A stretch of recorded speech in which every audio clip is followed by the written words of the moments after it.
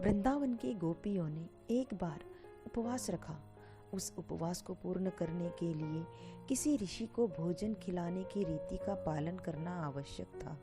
श्री कृष्ण ने उन्हें महान ऋषि दुर्वासा को भोजन खिलाने का सुझाव दिया, जो यमुना नदी के दूसरी ओर रहते थे।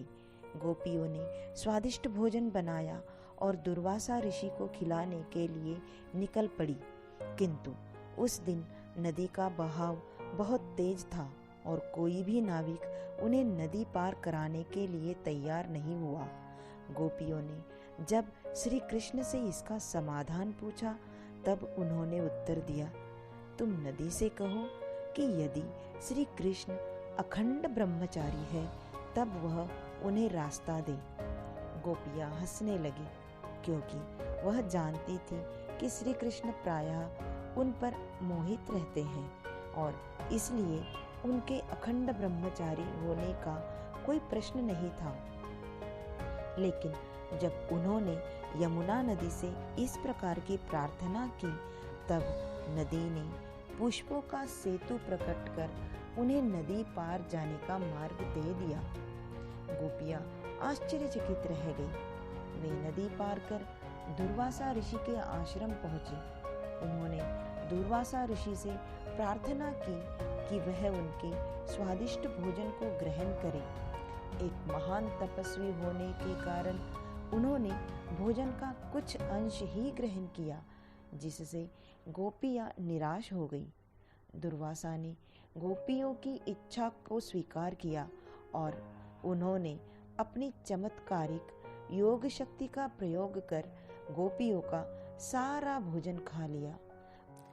उन्हें सारा भोजन ग्रहण करते देख गोपियां अचंभित हो गई, किंतु उन्हें इस बात की प्रसन्नता थी कि दुर्वासा ने उनके भोजन को ग्रहण करने की कृपा कर उनका मान बढ़ाया। गोपियों ने अब ऋषि दुर्वासा से दूसरी ओर वापस जाने के लिए नदी पार कराने के लिए सहायता कराने को कहा। ऋषि दुर्वासा ने कहा कि यमुना जी से कहो, यदि दुर्वासा ने आज केवल दूब के अतिरिक्त कुछ भी ग्रहण न किया हो, तब वह उन्हें रास्ता दे। गोपियां पुनः हंसने लगी, क्योंकि उन्होंने दुर्वासा को अपार भोजन ग्रहण करते हुए देखा था, किंतु उन्हें अत्यंत आश्चर्य हुआ जब उन्होंने यमुना जी से ऐसी प्रार्थना की। तब नदी ने पुनः उन्हें रास्ता दे दिया। गोपियों ने श्री कृष्ण से इस घटना का रहस्य पूछा, तो उन्होंने स्पष्ट किया कि भगवान और संत बाह्य रूप से लौकिक कर्मों में व्यस्त दिखाई देते हैं, किंतु आंतरिक दृष्टि से वे सदैव इंद्रियातीत अवस्था में होते हैं। इसलिए सभी प्रकार के कर्म करते हुए भी वे सदा अकर्ता माने जाते हैं।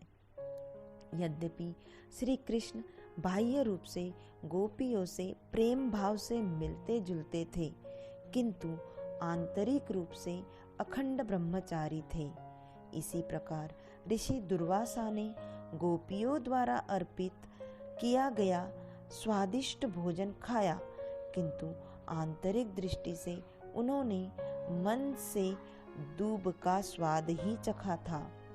ये दोनों कर्म में अकर्म के सटीक उदाहरण हैं।